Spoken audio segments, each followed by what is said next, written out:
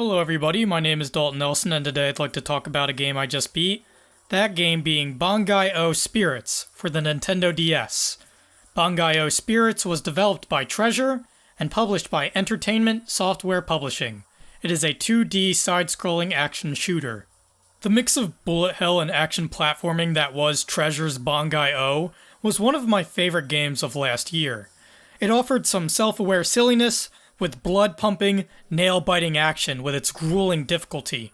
Normally for a type of game such as Bangai-O, it ends up becoming niche and buried amongst other game titles. Yet, it seems that Treasure saw fit to release a few sequels to their 1999 title.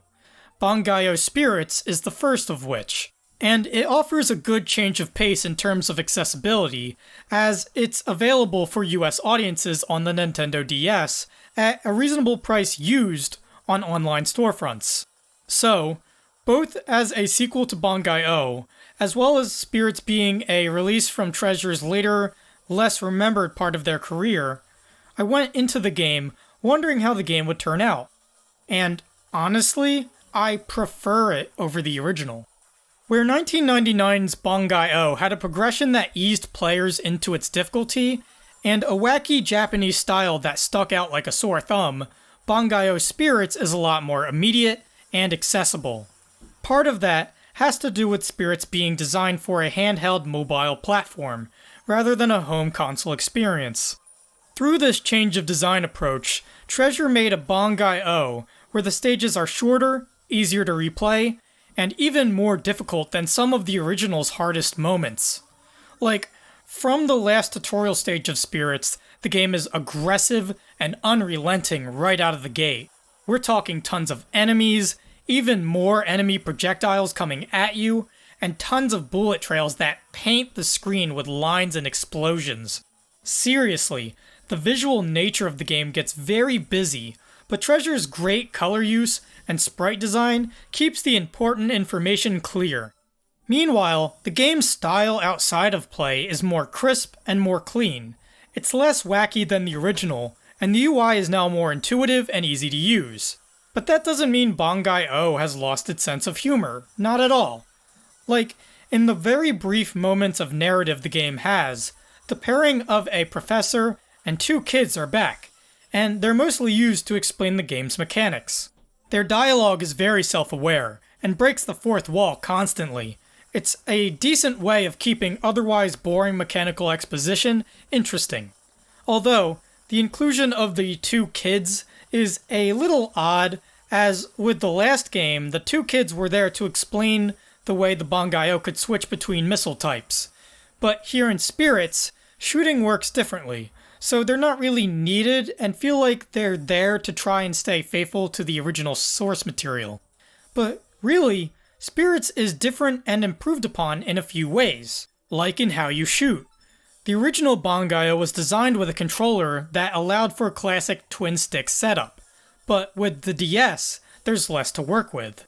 Instead, what Spirits does is it only uses the B and Y buttons for normal shooting. The direction of where you shoot is initially only controlled by which way you're moving, but you can swap between different shooting modes. There is the normal mode, where you press a shoot button with no other input. As mentioned, your shoot direction is determined by which direction you move in, but the game does try to compensate for this by altering the shooting direction slightly toward an enemy's location. Then there is the fixed shot mode, where you have to press a shoot button and a D-pad direction at the same time to lock your firing in a single direction. And finally, there is what I call the static shock mode, where you have to press a shoot button twice in succession to lock your character in place, then use the D-pad to control where you shoot. It's definitely a little complicated, and takes some time getting used to. The same can be said for the changes and additions to shot types in the game as well. First, let's talk about mixing. Bangai-O Spirits takes a few pages from Gunstar Heroes, in that some missile types can mix attributes with each other. Like, mixing a homing shot and a bouncing shot. I'll explain what those are later. When you mix shot types together, you'll see a hyphen between the shot names on the top of the in-game UI. This means that they're currently mixing. You can disable mixing by pressing the Y and B button at the same time. which will get rid of the hyphen on the UI, and each shot type will be mapped to 2 separate buttons. So staying with our homing bounce example, when I turn the mixing off, I can now fire homing missiles with the Y button and bounce missiles with the B button. I hope my explanation is easy to understand, as the game doesn't explain it very well, plus it's hard to pull off.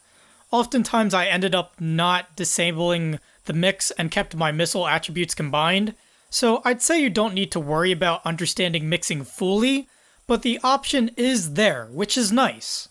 Cool with me so far? Cause now I'm going to explain shot types.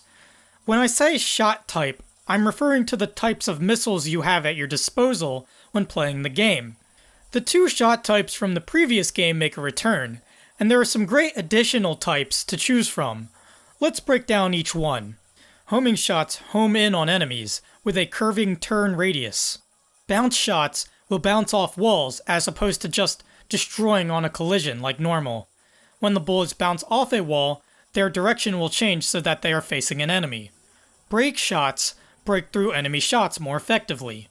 Napalm shots deal more damage to enemies, but cannot penetrate enemy shots. The sword will slash quickly in a direction, disposing of enemies very quickly, but since it is a melee attack, you have to get very close and open yourself up to other shots. The bat is kind of like the sword, but it's slower to swing, but it does reflect things if you time the swing right. And finally, the shield is a shield that shields against shots, but only in a specific direction. You have to set its direction via the shoot button and the directional pad.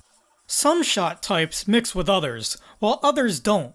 Again, like Gunstar Heroes, you have to experiment to see what works for you. And because of some great level design from Treasure, all of these shot types actually come in handy, meaning you're constantly swapping around in the pre-level loadout screen depending on the situation.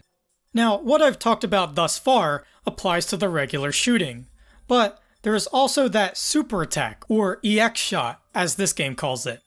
You'll remember this as the mechanic where you'll fire a large burst of missiles at once. It was my favorite mechanic from the original Bangai-O, and it makes a return here. The EX shot can also have shot types applied to it, and can also mix them.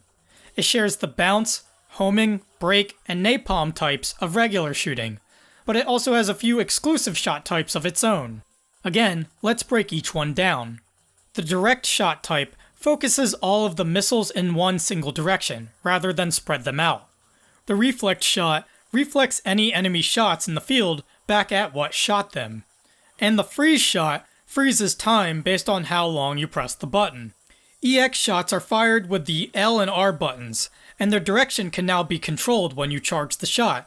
The mixing on EX shots can be disabled by pressing the Y and L buttons at the same time.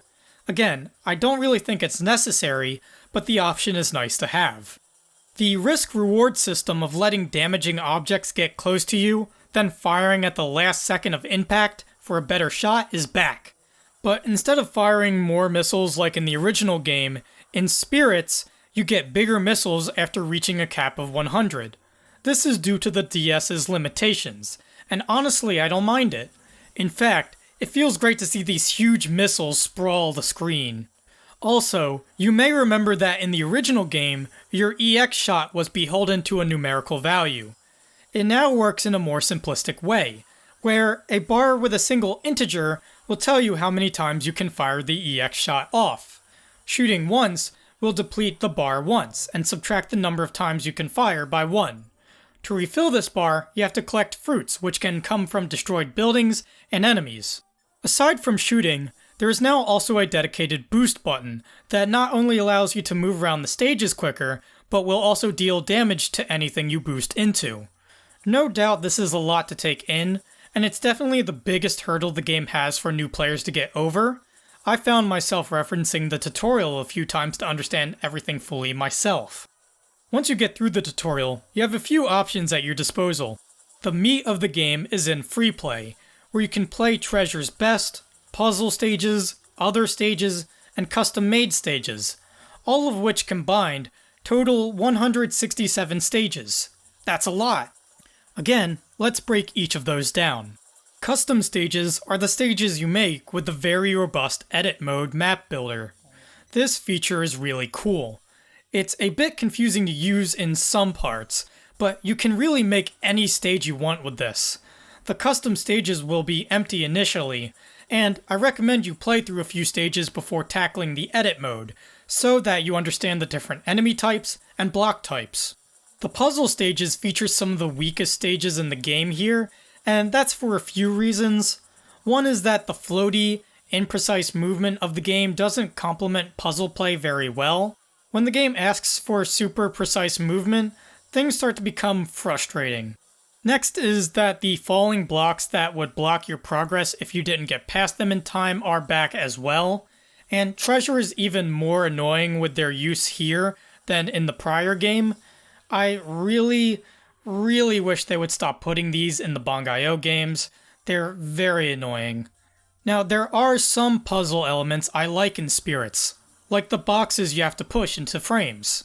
These require you to boost into them, but like one push at a time, which is great because you'll need to plan ahead for these. There are also gates that won't open unless you destroy everything in an area first, making for some nice progress roadblocks. Finally, there are other stages and treasures best, which act like your normal Bangai-O stages, but still have plenty of variety in them to keep them on your toes. And it's notable to point out that there isn't a progression of stages here. There is no beating one level to unlock another. Instead, it's more of a collection of stages you can complete at your own pace. This works really well with the mobile game format, especially when the stages are this compact and bite-sized, and deliver quick satisfaction. I do wish that Spirits kept track of how many stages I beat in a given mode, and that selecting a stage UI-wise was a bit easier and more intuitive. Delving into some of the in-game stages themselves, after choosing your shot types, you'll be thrown right into a stage, where the goal is to destroy all of the targets. These targets can range anywhere from enemies to inanimate objects to these cores that have a field around them that will reflect your shots, and the only way to get rid of it is to get real close to them. Because of the amount of things going on at a given time, slowdown is definitely present, but it's actually better when the game runs slower, cause it gives you time to react. When the game runs at full speed, it's harder. Being a DS game, the bottom screen is where all the action happens, while the top screen is used for displaying the map, enemy health, and target status. Bangai-O's player fragility is still here, but because it's very quick to jump right back into a stage, it works better here. There aren't really big, sprawling stages like there was in the original, so dying doesn't feel like you're losing progress. Spirits also has some great enemies like giant ants, bat bots that reflect your shots, fast bots that you can't harm while they're moving, Bangai-O, which can also use EX shots, and this big wheel enemy that has guns all around it. Instead of having bosses, now Treasure changes the scale of enemies, with bigger enemies being easier to hit, but they shoot bigger and more dangerous missiles and have more health, while smaller enemies are the opposite. And after you've either died or beat a stage, you can save replays so that you can see your best moments and show your friends how you did. There is a lot to the game, so I'm probably missing a few things, but I think I've made my point. The heightened aggression, the additional shot types, the immediacy of the game, it's blood pumping. I felt a real high whenever I stopped playing. Sometimes my hand would even cramp up a little bit. This game reminds me a lot of classics like Robotron and Hotline Miami. Really fun to just get into and keep playing until you conquer the beast. So that's why I'm going to give Bangai-O a final score of a middling 8 out of 10. The puzzle stages and complex beginning of the game does bring down spirits slightly, but overall, if you have a DS or a 3DS and you like action games but don't have this, you're hurting yourself. Bangai-O Spirits is visceral and tough as nails.